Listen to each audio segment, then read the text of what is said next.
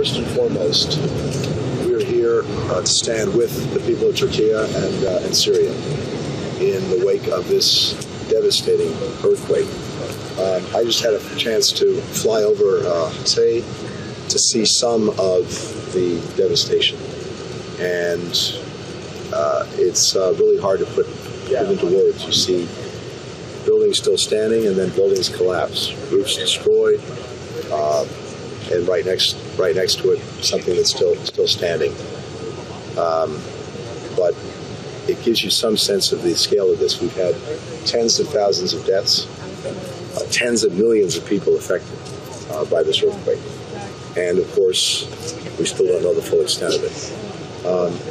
Immediately, after the earthquake hit, the United States, other countries jumped in. We had search and rescue teams here within a day, about 200 people, canines, other experts in trying to do search and rescue.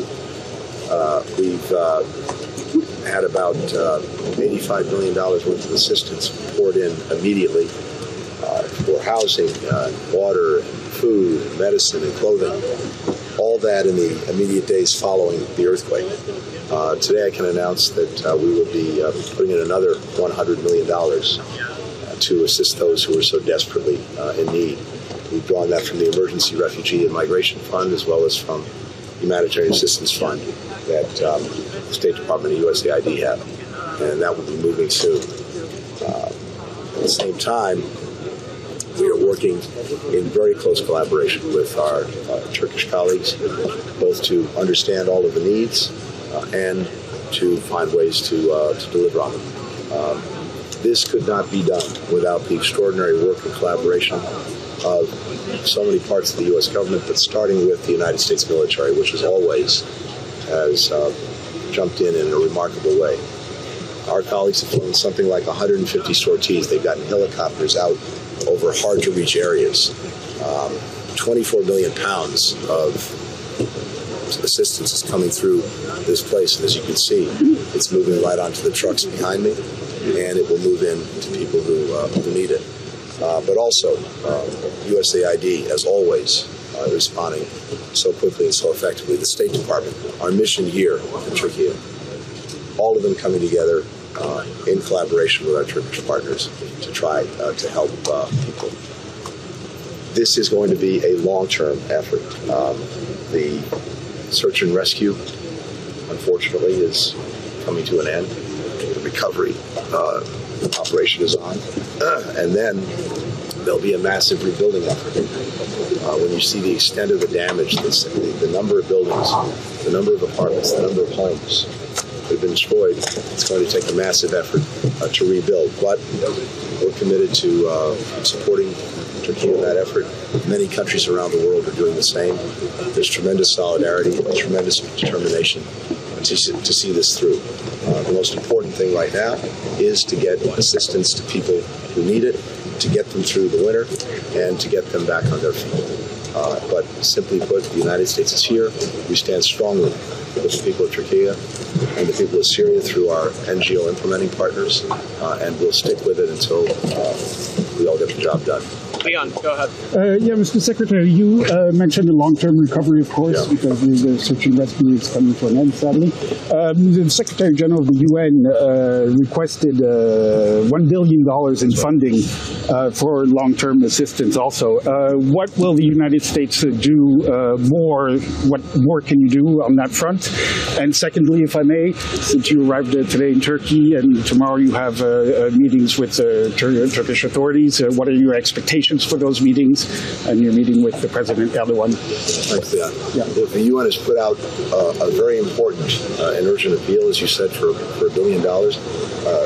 As of now, the United States has contributed $185 million in assistance, but we will look to see what, if anything, more we can do.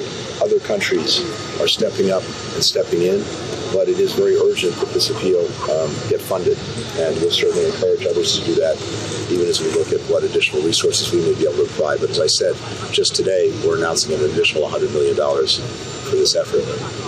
More broadly, and I'll have an opportunity to speak to this tomorrow and the day after, I expect that the conversations here will focus a lot on the work that we're doing together to recover from the earthquake. I look forward to learning as much as I can from our Turkish partners about what the needs are going forward, how we can best help, how we can best rally resources in support of people here. Michelle. Thank you, Mr. Secretary. Are you satisfied with the flow of aid to Syria? First. Second, there are attacks on U.S. military bases in Syria today and the past days. Third, news reports say that RGC Quds Force leader Abd Dıs killed in Syria. Can you confirm? I don't have anything on the last part of your question about the Quds Force leader. With regard to aid getting to Syria, look, it's very, very challenging. The United States, of course, has provided more humanitarian assistance to Syria since the start of the war than any country, about $15 billion. But we do it through NGOs, through our implementing partners on the ground. And the challenge, for them and for everyone providing aid is getting it in. The United Nations has been restricted until just recently to one crossing point as a result, unfortunately, of efforts to block more crossing points by Russia and other countries. The Syrian government has said it will allow the use by the United Nations of a couple of additional crossing points. We'll have to see if that works out in practice. Meanwhile, NGOs have ways of getting in other places, but it's a very challenging situation. Having said that, we're trying to maximize the assistance that we and others can provide. The destruction, the damage done in Syria is very, very significant, and it too needs a massive assistance effort. We'll do everything we can, including making sure, for example, that there is absolutely no doubt that whatever sanctions exist on Syria do not affect the provision of humanitarian assistance.